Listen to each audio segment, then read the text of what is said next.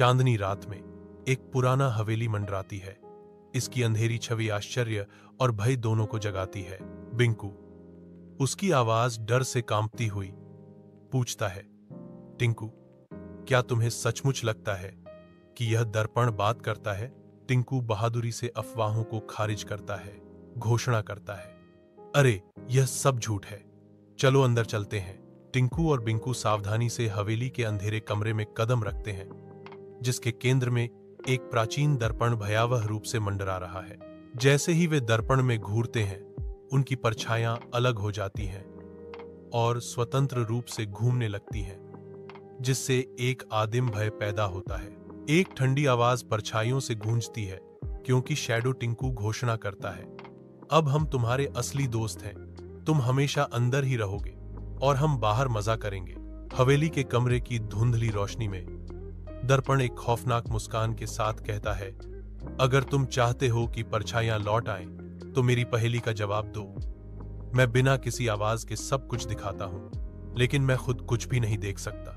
बताओ, मैं कौन हूं? बिंकू डर से कांपते हुए जवाब देता है, यह आसान है। एक दर्पण प्रतिक्रिया करता है। उसकी आवाज कमरे में गूंजती है, सही, लेकिन आपको अंतिम खेल भी जीतना होगा। आपने डर को हंसी में बदल दिया है, यही असली जीत है। जीवंत मेले में टिंकू और बिंकू रोशनी और ध्वनियों के एक मंत्रमुग्ध कर देने वाले सागर में खिंचे चले जाते हैं। उनके चेहरे आश्चर्य से चमक रहे हैं। एक बूढ़ा दुकानदार चेतावनी देता है, वह विशेष कठपुतली मत खरीदो। बिंकू ने दृढ़ता से जवाब दिया, मुझे यह चाहिए, मैं इसे खरीद रहा हूं। रात की शांति में कठपुतली की आंखें एक अशुभ लाल चमक के साथ चमकती हैं। कठपुतली चुपचाप फिसलती है। एक अजीबोगरीब उपस्थिति टिंकू बिंकू के कमरे को भर देती है।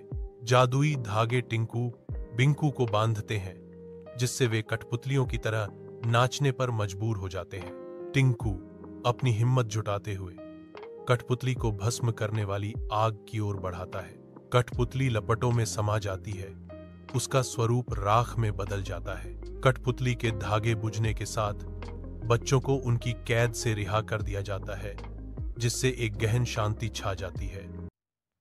खिलौनों से भरे और प्रकाश से नहाए एक कमरे में टिंकू और बिंकू खेल रहे हैं। एक अजीब बदलती हुई छाया दरवाजे के पीछे दिखाई देती है, जो उनके चंचल वातावरण पर ठंडक डालती है। टिंकू फुसफुसाता है, उसकी आवाज कांप रही है, यह किसकी छाया है? आधी रात में बिंकू पानी पीने के लिए रसोई की ओर जाता है। उसे पास में छिपे आतंक का पता नहीं है। जैसे ही बिंकू गिलास उठाता है, एक भयावह छाया फैलती है, जो उसे अंधेरे में निगलने की धमकी देती है। एक तीखी चीख चुप्पी को चीरती है, क्योंकि टिंकू अंदर दौड़ता है और दोनों एक दूसरे से चिपके रहते हैं, जो उनके चारों ओर नाचने वाली बदलती छायाओं से लकवाग्रस्त हैं। टिंकू और बिंकू दादाजी के पास जाते हैं। उनके चेहरे चिंता और घबराहट से भरे हुए हैं। टिंकू की आवाज कांपती है जब वह बोलता है, दादाजी, हमें आपको कल रात जो हुआ उसके बारे में बताना होगा। बिंकू आंखों में बची हुई दहशत के साथ फुसफुसाता है, यह बहुत डरावना था। रात के आवरण में टिंकू और बिंकू उजाड़ स्कूल के पास जाते हैं, एक ऐसी जगह जहां सन्नाटा चीखता है और परछाइयां नाचती हैं। बिंकू हिचकिचाता है, डर उसके दिल को जकड़ लेता है, जबकि टिंकू की आंखें उत्सुकता से चमकती हैं। टिंकू की आवाज सन्नाटे को चीरती है, अरे कुछ नहीं होता, चलो क्लासरूम चेक करते हैं। जैसे ही बिंकू और दोस्त कक्षा में प्रवेश करते हैं, ब्लैक बोर्ड पर एक भयावह संदेश दिखाई देता है, मैं आ रहा हूं। कुर्सियां खिसकती हैं और अशुभ रूप से खिसकती हैं, क्योंकि बिंकू फुसफुसाता है कांपते हुए, कौन हंस रहा है? एक भूतिया चेहरा दीवार पर प्रकट होता है, क्योंकि एक निराकार आवाज हंसी करती है, हा हा हा हा, तुम्हें कौन बचाएगा? स्कूल के पुस्तकालय में एक प्रतिशोधी जोकर की वापसी के बारे में वक्ता के बोलने पर भारी आशंका छा जाती है। इस स्कूल में एक बार एक जोकर था, जिसे हर कोई धमकाता था। अब वह अपनी हंसी का बदला लेने के लिए भूत बनकर लौटा है। कथावाचक जीवित रहने की कुंजी का खुलासा करता है। उसकी हंसी को हराने का केवल एक ही तरीका है, उससे भी जोर से हंसना। अचानक भूत प्रकट होता है। उसकी आवाज गूंजती है, अब तुम हमेशा मेरी हंसी के कैदी रहोगे। टिंकू की हंसी पुस्तकालय में गूंजती है। हा हा हा हा। भूत पीछे हटता है। उसकी शक्ति कम हो रही है। नहीं, मेरी शक्ति कम हो रही है। रात के आवरण में टिंकू और बिंकू अशुभ महल के पास खड़े हैं। टिंकू की जिज्ञासा चुप्पी तोड़ती है। अरे बिंकू, हंसने वाला भूत, क्या भूत डराते हैं या तुम्हें हंसाते हैं?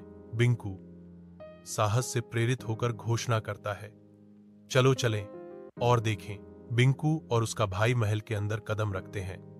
जैसे ही दरवाजा उनके पीछे बंद हो जाता है, उन्हें गूंजते अंधेरे में फंसा देता है। बिंकू की आवाज बढ़ते डर से कांपती है। भाई, दरवाजा बंद है। एक ठंडी गूंज हॉल में भर जाती है, जिसके बाद एक भयावह घोषणा होती है, हा हा हा, आप दोनों का स्वागत है। एक जादुई हवा टिंकू को निगल जाती है, जिससे वह अनियंत्रित हंसी में आ जाता है। बिंकू, उसका चेहरा चिंता से भरा हुआ, चिल्लाता है, ओह नहीं, यह वास्तव में खतरनाक है। बिंकू बेतहाशा भूत को रोकने की कोशिश करता है। भूत जी, कृपया इस गणित की समस्या को हल करें। जैसे ही अंधेरा छाता है, टिंकू और बिंकू अजीब तरह से शांत स्कूल से बाहर निकलते हैं। गेट के पास एक पुरानी घंटी भयावह रूप से बजती है। उसकी आवाज रात को भेदती है। टैन। टिंकू की आवाज सन्नाटे को चीरती है। डर कांपता है। बिंकू, यह घंटी अपने आप क्यों बज रही है? बिंकू जवाब देता है। उसकी आवाज में एक कपकपी। लगता है यह वही खूनी घंटी है जिसके बारे में लोगों ने सुना है। टिंकू और बिंकू स्कूल में कदम रखते हैं। उनके कदमों की आवाज शांत रात में एकमात्र आवाज है। कक्षा के दरवाजे खुलते हैं। एक गहरा संदेश प्रकट होता है। जो भी रात में आता है, उसे घंटी अपने साथ ले जाती है। एक मंडराता हुआ साया उनके पीछे उठता है, क्योंकि घंटी भयावह रूप से बजती है। Tan tan tan tan. आधी रात में एक बूढ़े शिक्षक की आत्मा प्रकट होती है।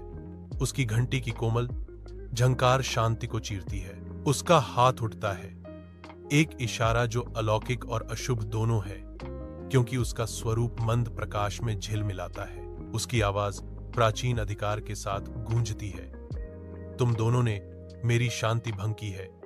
अब तुम हमेशा के लिए इस स्कूल के अंदर फंस जाओगे।